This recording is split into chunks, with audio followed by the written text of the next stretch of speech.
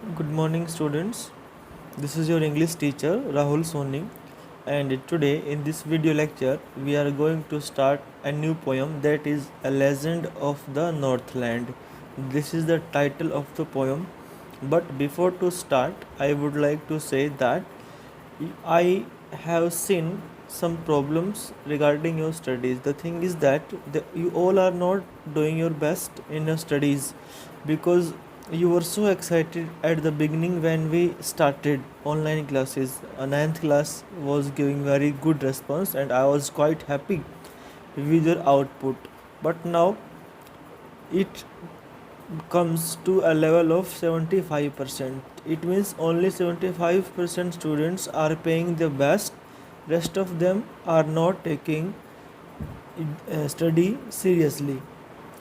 So this is seriously a big issue for you because you all are supposed to do your best in your studies. That's why I am saying that please do not waste your time and be attentive. Do all your work whatever is being given to you by your respective subject teachers, right?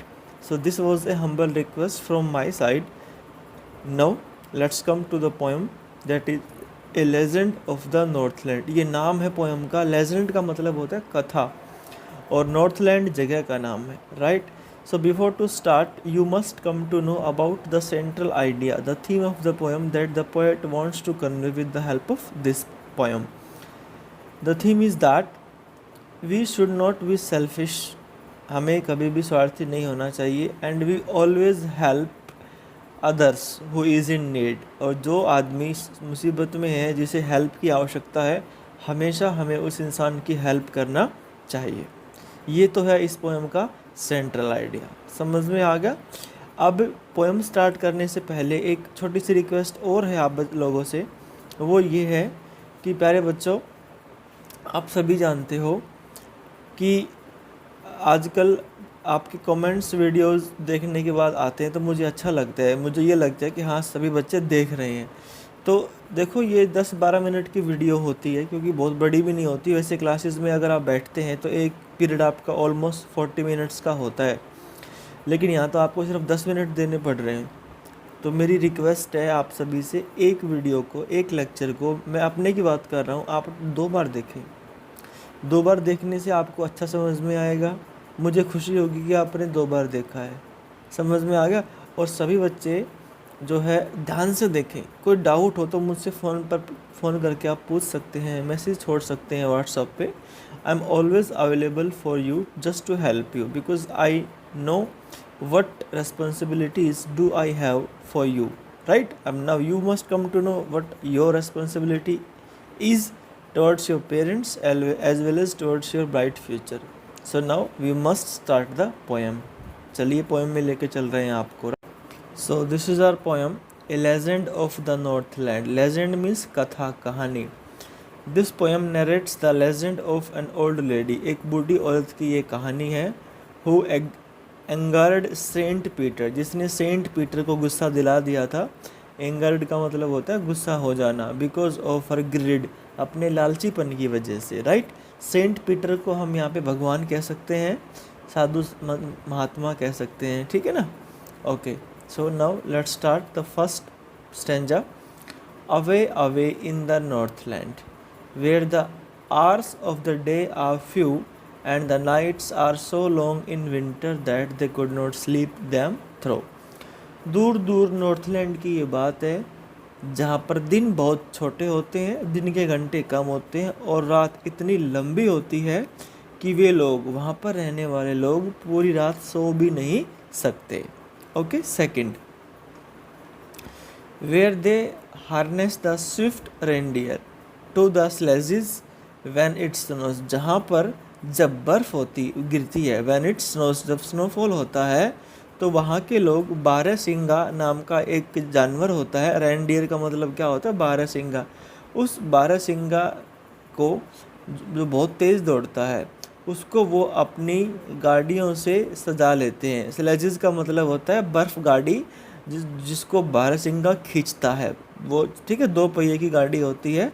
Harness का मतलब होता है साज सज्जा करना, मतलब उसको जोड़ देते हैं। जैसे हम ऊँट गाड़ी से ऊँट को जोड़ते हैं ना ताकि वो उसको खींच सके, ऐसे ही बारहसिंगा बर्फ गाड़ी को खींचता है यहाँ पे।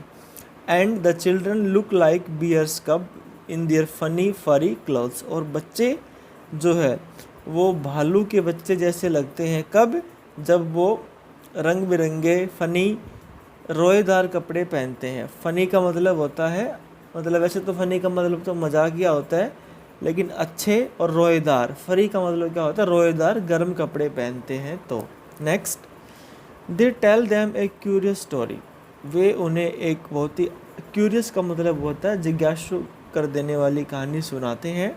I do not believe TISS true, TISS का मतलब है इट इज़, मैं विश्वास नहीं करता कि ये कहानी ट्रू है। And yet you may learn a lesson if I tell the tale to you, अगर मैं ये कहानी आपको सुनाता हूँ तो आपको एक लेसन मिलेगा, ठीक है। टेल का मतलब होता है हमारे पास कहानी।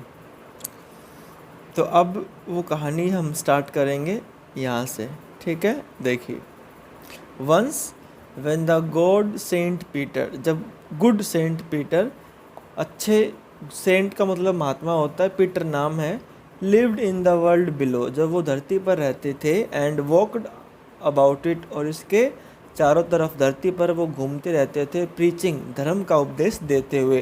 प्रीचिंग का मतलब क्या होता है, धर्म का उपदेश देना। Just as he did, you know, जैसे कि आप सभी जानते हो वो करते थे। तो वो क्या हुआ, he came to the door of a cottage, एक बार वो एक झोपड़ी के दरवाजे पर आए। In travelling round the earth, धरती पर घूमते हुए। Where a little women was making cakes, जहाँ पर एक बूढ़ी औरत केक्स बना रही थी। केक का मतलब आप यहाँ पे रोटी समझ सकते हो, ठीक है ना। And baking them on hearth, और उन्हें चूल्हे पर पका रही थी। हार्थ का मतलब क्या होता है, चूल्हा। एंड बीइंग फेंट विद फास्टिंग, भूख की वजह से बेसुध होकर के, बेहाल होकर के। फास्टिंग का मतलब होता है सुबह से कुछ नहीं खाना, और फेंट का मतलब बेसुध। For the day was almost done, लगभग पूरा दिन हो गया था और उन्होंने कुछ नहीं खाया था। He asked her, Saint Peter ने उस औरत से पूछा, for her store of cakes to give him a single one, कि मुझे भी अपने इन केक्स में से, इन रोटियों में से मुझे एक रोटी दे दो। So she made a very little cake, फिर उस औरत ने बहुत ही छोटा केक बनाया देने के लिए। बट एज इट बेकिंग ले, जैसे इसे पकने के लिए रखा तवे पर, चूल्हे पर, सी लुक्ड एट इट, उस औरत ने इसकी तरफ देखा। And thought it seemed too large to give away, और उसको ऐसा लगा कि ये बहुत बड़ा है और इतना बड़ा मैं दे नहीं सकती, साइज़ काफ़ी बड़ा है, ऐसा उस औरत ने सोचा, क्योंकि वो एक लालची औरत थी। देयरफॉर सी नीडेड अनदर, फिर उसने एक और बार आटा फेटा। नीडेड का मतलब होता है आटा लगाना, आटा गोंदना, आटा फेटा दोबारा से रोटी बनाने के लिए, केक बनाने के लिए। And still a smaller one, और इससे अब की बार इसने और छोटा बनाया। But it looked when she turned it over, लेकिन जब इसको पलटा, as large as the first had done, ये भी उसको उतना ही बड़ा लगा जितना बड़ा पहले वाला था, और उसने ये भी नहीं दिया। Then she took a tiny scrap of dough, फिर उसने बहुत ही कम मात्रा में आटे का टुकड़ा लिया। एंड रोल्ड इट फ्लैट, इसको बिल्कुल फ्लैट कर दिया रोल करके। And baked it thin as a wafer, और इसे इतना पतला कर दिया जितना पतला एक पापड़ होता है, वाफर पापड़ को बोलते हैं। But she could not part with that, लेकिन उसने इसको भी नहीं दिया। 3 बार कोशिश की, तीनों बार उसने खाने के लिए महात्मा को कुछ भी नहीं दिया। फॉर शी सैड, और फिर उसने क्या कहा, my cakes that seem too small, जो इतने छोटे दिखते हैं, when I eat of them myself, जब मैं इन्हें खुद खाती हूँ, are yet too large to give away, ये बहुत बड़े लगते हैं मुझे देने के लिए, इसलिए मैंने नहीं दिए। So she put them on the shelf, इसलिए उसने वो सारे अपने पास ही रख लिए। देन से गुड सेंट पीटर ग्रू एंग्री, तब उनको गुस्सा आ गया सेंट पीटर को। For he was hungry and फेंट, क्योंकि वह भूखे भी थे और बेसुध हो गए थे। And surely such a woman was enough to provoke a saint, और इस प्रकार की एक औरत महात्मा को भड़काने के लिए काफ़ी होती है। प्रोवोक का मतलब होता है भड़काना। एंड शी सेड, फिर ही सेड सॉरी, उन्होंने कहा, you are far too selfish to dwell in a human form, तुम इतनी सेल्फिश हो कि तुम्हें मनुष्य के रूप में रहने का कोई हक नहीं है। ड्वेल का मतलब होता है टू लिव, रहना। To have both food and shelter, तुम्हें खाना और सहारा, छाया की कोई आवश्यकता नहीं है। And fire to keep you warm, और ना ही तुम्हें आग चाहिए, मतलब तुम इन सब के लायक ही नहीं हो। ठीक है। And now you shall build as the birds do, अब तुम वैसे ही करोगी जैसे कि पक्षी करते हैं। And shall get your scanty food, और थोड़ा भोजन, कम भोजन तुम्हें मिलेगा। कैसे मिलेगा वो? By boring and boring and boring all day in the hard dry would, इस कठोर सूखे जंगल में अपनी चोंच से पेड़ों को छेद कर करके, खोद खोद के तुम अपना भोजन निकालोगी। बोरिंग का मतलब जैसे हम पानी की बोरिंग करते हैं ना, खोद खोद के पानी निकालते हैं, ऐसे तुम अपनी चोंच से खोद खोद करके भोजन की तलाश करोगी। Then up she went through the chimney, फिर वो औरत एक चिमनी के अंदर चली गई। नेवर स्पीकिंग ए वर्ड, उसने कुछ नहीं बोला। ऐसा कह सकते हैं कि यहाँ पर श्राप दिया है एक उन्होंने उस औरत को, उसने एक शब्द नहीं बोला। And out of the top flew a woodpecker, फिर उस चिमनी में जाने के बाद वो एक वुड पैकर, एक पक्षी होता है, वो उड़ा उसके बाहर आया चिमनी से, जिसको हम हिंदी में कठफोड़वा बोलते हैं।